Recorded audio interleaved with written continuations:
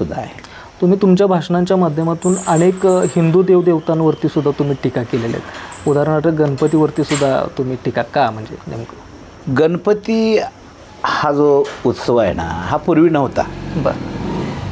महात्मा फुलेंनी छत्रपती शिवाजी महाराजांची समाधी शोधून काढली आणि त्यानंतर शिवजयंती सुरू झाली पुण्यामध्ये, बरोबर, मोठ्या प्रमाणामध्ये.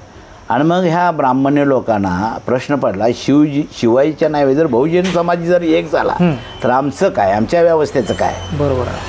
त्यानंतर त्यांनी गणपती उत्सव काढला. उत्सव काढला. मी एक पुस्तक वाचलं, पहिली मिरवणूक गणपतीची पुण्यामध्ये ब्राह्मणांनी काढली. बरं. आणि त्या मिरवणुकीत घुसून एका सांबाराच्या पोरानं गणपती शिवला. जिथल्या तिथं ती मिरवणूक ठप्प झाली. गणपती बाटला आणि मग टिळक आले, म्हटले असं करूया, त्याचं विसर्जनच करूया. बरं. ती विसर्जन प्रक्रिया ही अशी आलेली आहे. अच्छा. आम्ही टीका का करतो, ते आपलं दैवत नाही ना, त्याच्यात विचाराचं काय आहे? समाजाला जे मारक आहे, अंधश्रद्धेमध्ये नेणार आहे, अज्ञान बनवणार आहे, त्याच्यावर आम्ही टीका करणारच ना. कारण का समाजाला त्याच्यातून बाहेर काढल्याशिवाय आमचा विकास होऊ शकत नाही ना. एक तर तिथे शिक्षणाचा काय गंध नाही, अंधश्रद्धा प्रचंड आहेत. देवच दारोडे दिले ना आम्हाला. देवांना जी देव आम्हाला दिले ते देव काय दारोडे आहेत.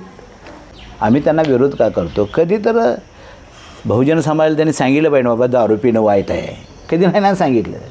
2500 वर्षापूर्वी बुद्धाने सांगितलं पंचशीलमध्ये दारू पिऊ नका म्हणून. बुद्धानं सांगितलं. तोच धागा शिवाजी महाराज असतील, फुले असतील, बाबासाहेब अण्णाभाऊंनी पकडला ना. जे माणसाला माणूस पण देणारे विचार आहेत ते आम्हाला सांगावेच लागतील समाजाला.